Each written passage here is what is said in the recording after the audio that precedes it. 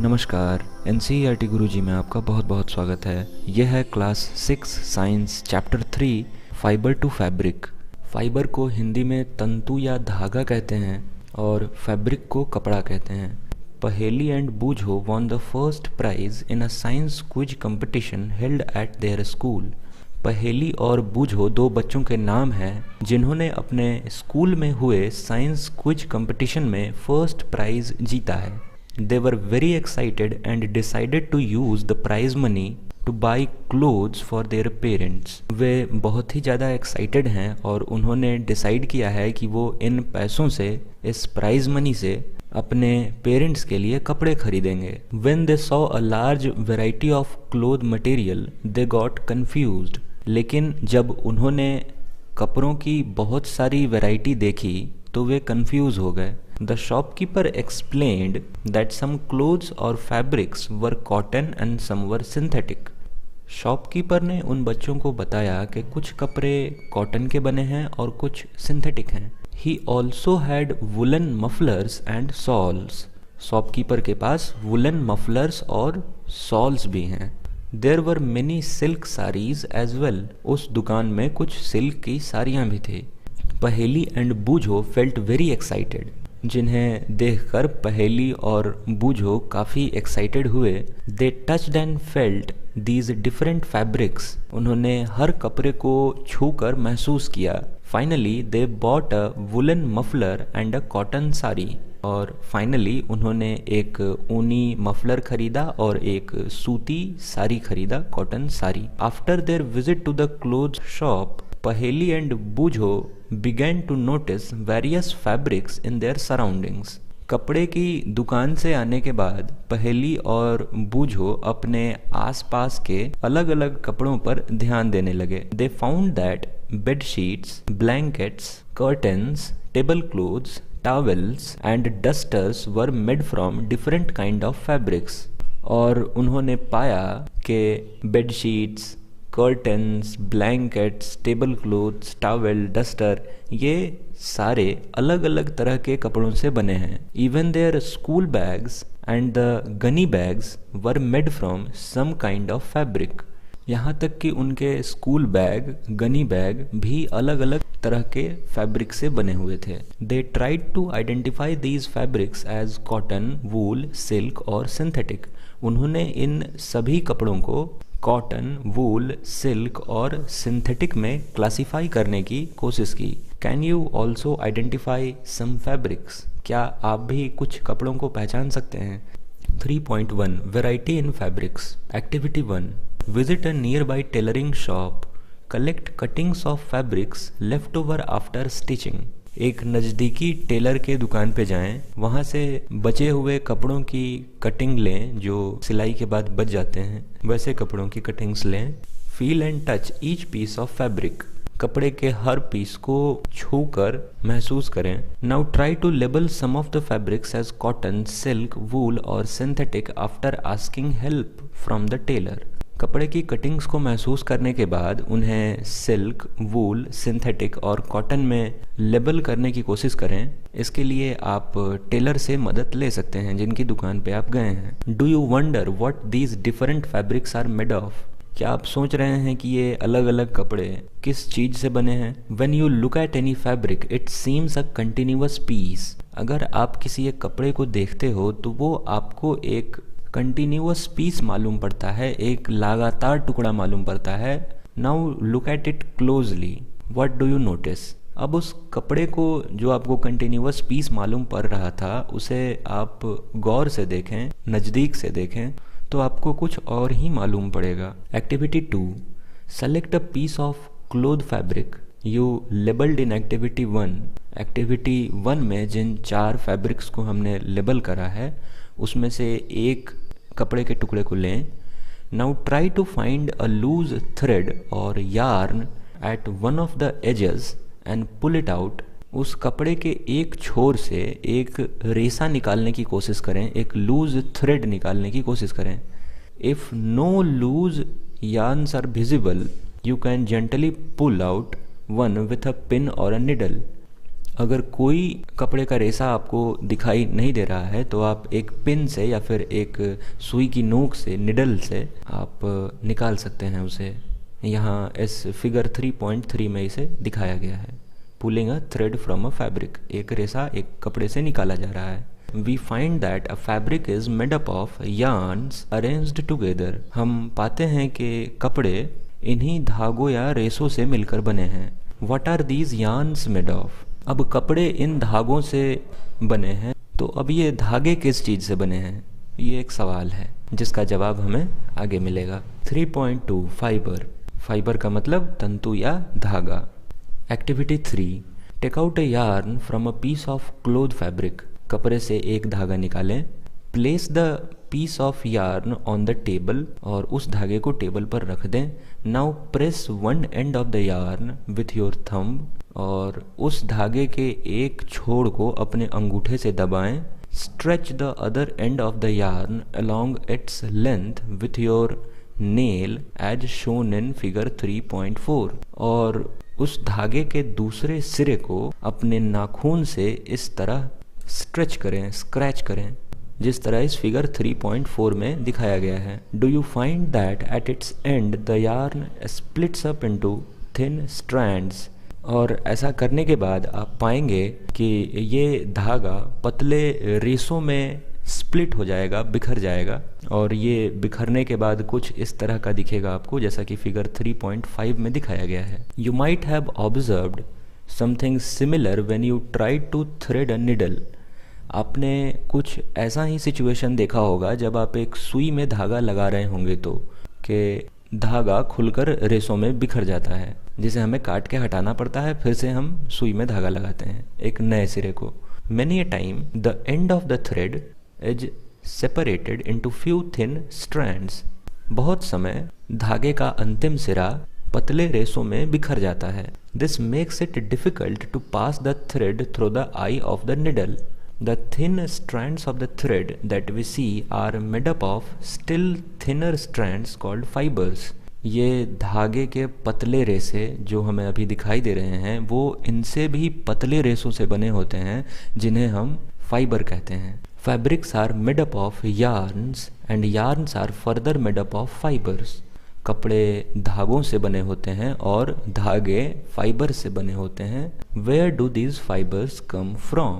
अब सवाल ये है कि ये फाइबर्स आते कहाँ से हैं। The fiber of some fabrics such as cotton, jute, silk and wool are obtained from plants and animals. कुछ कपड़ों के फाइबर्स जैसे कि कॉटन के, जूट, सिल्क, वूल, इन सभी के फाइबर्स प्लांट या फिर एनिमल से आते हैं। These are called natural fibers. वैसे फाइबर्स जो प्लांट या एनिमल से आते हैं नेचुरल फाइबर्स कहलाते हैं। Cotton and jute are example of fibres obtained from plants. Cotton fibre और जूट फाइबर वैसे फाइबर के एग्जाम्पल्स हैं जो प्लांट से आए हैं। Wool and silk fibres are obtained from animals. Wool या सिल्क का फाइबर एनिमल से आता है।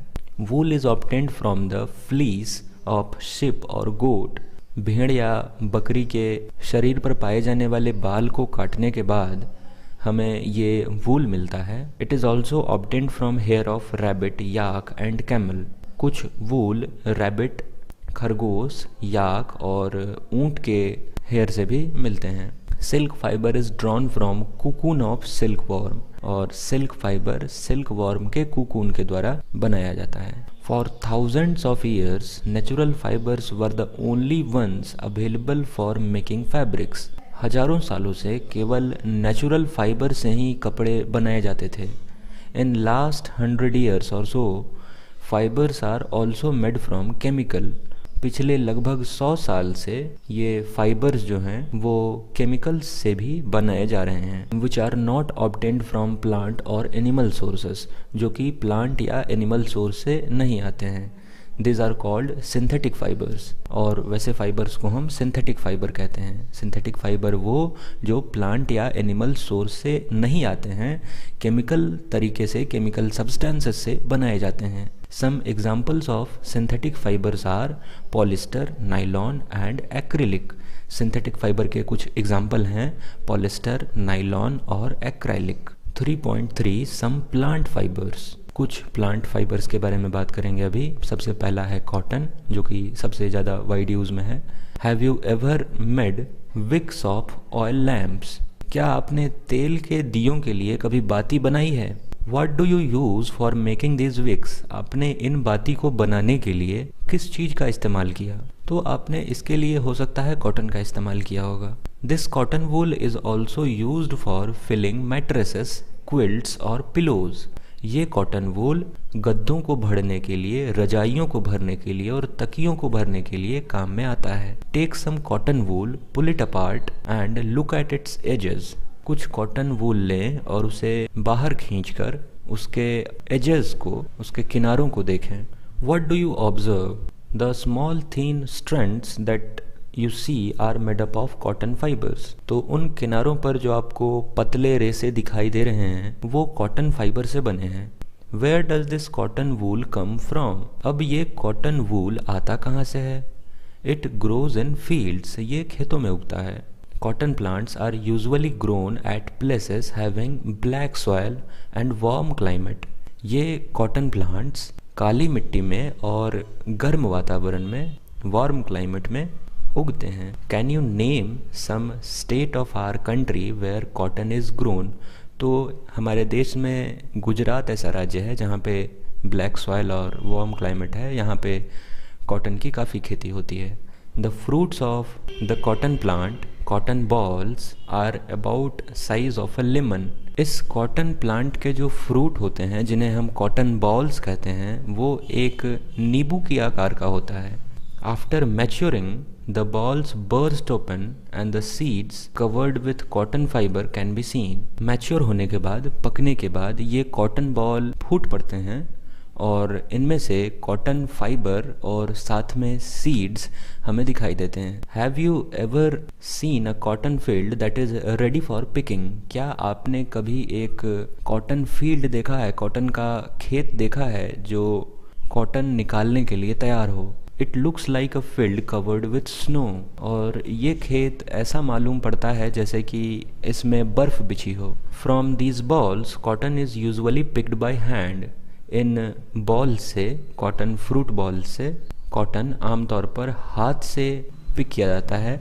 Fibres are then separated from the seeds by combing. और चूंकि कॉटन बॉल्स में कॉटन के सीड्स और कॉटन फाइबर्स एक साथ होते हैं तो उन्हें कॉम्बिंग करके, कंघी करके अलग किया जाता है। This process is called ginning of cotton. और इस प्रोसेस को हम गिनिंग कहते हैं, कॉटन की गिनिंग। यहाँ इस फिगर 3.7 में गिनिंग ऑफ कॉटन को दिखाया गया है। ये एक बड़ा सा कंघा है जिसे सीड्स और कॉटन फाइबर को अलग किया जा रहा है। Ginning was traditionally done by hand. Figure 3.7, यहाँ हाथ से गिनिंग की जा रही है, कॉटन फाइबर्स और सीड्स को निकाला जा रहा है। लेकिन these days machines are also used for ginning. लेकिन आजकल ये गिनिंग का काम मशीन्स के द्वारा किया जाता है। जूट, अगला नेचुरल फाइबर है हमारा जूट, जिससे जूट बैग्स बनाए जाते हैं आमतौर पर जो हम देखते हैं। Jute fibres are obtained from stem of the jute plant.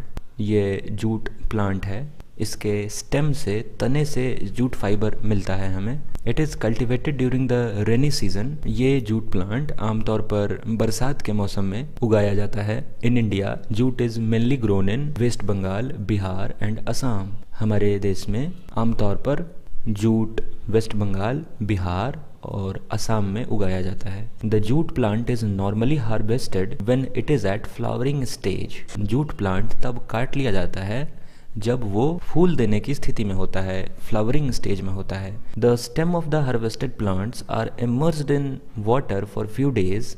और इन काटे हुए जूट के प्लांट्स को कुछ दिन तक पानी में डुबोकर रखा जाता है। The stems rot and fibres are separated by hand. पानी में डुबाने के बाद इनके जो तने होते हैं वो सड़ते हैं या फिर सड़ने जैसे हो जाते हैं और फिर उनके बाद जूट फाइबर्स को हाथ से अलग कर लिया जाता है। To make fabrics all these fibres are first converted into yarns. Fibre से फैब्रिक बनाने के लिए सबसे पहले इन्हें यार्न में बदला जाता है। हाउ इट इज़ डन, तो ये कैसे होता है, फाइबर से यार्न कैसे बनता है। फिगर 3.9 आप देखें, यहाँ पे कॉटन फाइबर से कॉटन यार्न बनाया जा रहा है और यहाँ वही काम चरखे से किया जा रहा है। 3.11 3.4 spinning cotton yarn. Can you try making cotton yarn yourself? क्या आप खुद से कॉटन यार्न बना सकते हैं? तो आप बिल्कुल बना सकते हैं, जैसे यहाँ हाथ से ऊपर बनाया जा रहा है, बिल्कुल उसी तरह। Activity 4, hold some cotton wool in your hand. कुछ कॉटन वूल अपने हाथ में लें।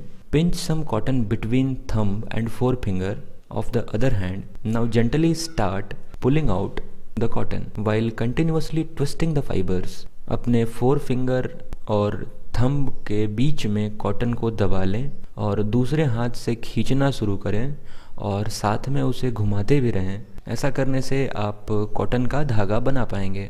Are you able to make a yarn? तो आप बिल्कुल बना पाएंगे। The process of making yarn from fibre is called spinning. Fibre से यार्न बनाने के इस प्रक्रिया को हम स्पिनिंग कहते हैं। इस प्रोसेस को हम स्पिनिंग कहते हैं। कॉटन फाइबर से कॉटन का यार्न बनाना कॉटन की स्पिनिंग कहलाएगी। In this process fibre from a mass of cotton wool are drawn out and twisted. इस प्रोसेस में कॉटन वूल से कॉटन फाइबर को खींचा जाता है और उन्हें लगातार ट्विस्ट किया जाता है, जिससे हमें एक कॉटन का यार्न मिलता है। This bring the fibre together to form a yarn. और इस प्रोसेस से बहुत सारे फाइबर्स एक साथ मिलकर यार्न बनाते हैं। A simple device used for spinning is a hand spindle also called takli. एक हाथ से इस्तेमाल किया जाने वाला डिवाइस है जिसे कॉटन स्पिनिंग के काम में लिया जाता है। ये डिवाइस जो फिगर 3.10 है, इसे हम टकली कहते हैं। Another hand operated device used for spinning is चरखा। चरखा, जिसे हम सब जानते हैं, वो एक ट्रेडिशनल डिवाइस है जिसे कॉटन के स्पिनिंग के लिए इस्तेमाल किया जाता था, जिसे कहीं कहीं आज भी यूज़ किया जाता है। Use of charkha was popularized by Mahatma Gandhi as a part of independence movement. आज़ादी के समय महात्मा गांधी के द्वारा चरखे का इस्तेमाल काफ़ी प्रमोट किया गया था और ये फिगर 3.11 चरखा है जो सूत काटने के काम में आता है। He encouraged people to wear clothes made of homespun yarn and sun imported clothes made in mills of Britain। Mahatma Gandhi ने लोगों को प्रोत्साहित किया कि वो घर में चरखों से बने हुए कपड़ों का इस्तेमाल करें और ब्रिटेन के मील में बने हुए कपड़ों से दूर ही रहें। Spinning of yarn on a large scale is done with the help of spinning machines. बहुत बड़े पैमाने पर इन यार्न्स की स्पिनिंग मशीन्स के द्वारा की जाती है। After spinning yarns are used for making fabrics. Spinning के बाद इन यार्न से कपड़े बनाए जाते हैं। 3.5 यार्न टू फैब्रिक। अब हम धागे बना चुके हैं, अब इन धागों से कपड़े बनाएंगे। There are many ways by which fabrics are made from yarns. धागों से कपड़े किस तरह बनाए जाएंगे, इसके बहुत सारे तरीके हैं। The two main processes are weaving and knitting. जो दो मुख्य तरीके हैं, पहला है वीविंग जिसे हम बुनाई कहते हैं और दूसरा है निटिंग, इसे भी हम बुनाई ही कहते हैं। In activity 2 you might have noticed that fabric is made up of 2 sets of yarn arranged together. Activity 2 में आपने देखा होगा कि कपड़े धागों के 2 सेट से बने हैं। The process of arranging 2 sets of yarn together to make fabric is called weaving. धागों के इन 2 सेट्स को एक साथ अरेंज करने के प्रोसेस को ही हम वीविंग कहते हैं। Let us try to weave some paper strips. अभी हम कुछ कागज के टुकड़ों को बुनने की कोशिश करेंगे। Activity 5 take 2 sheets of paper of different colours. कागज के 2 शीट्स लें जो कि अलग अलग कलर के हों। Cut square pieces of length and width equal to 30 centimetre from each seat.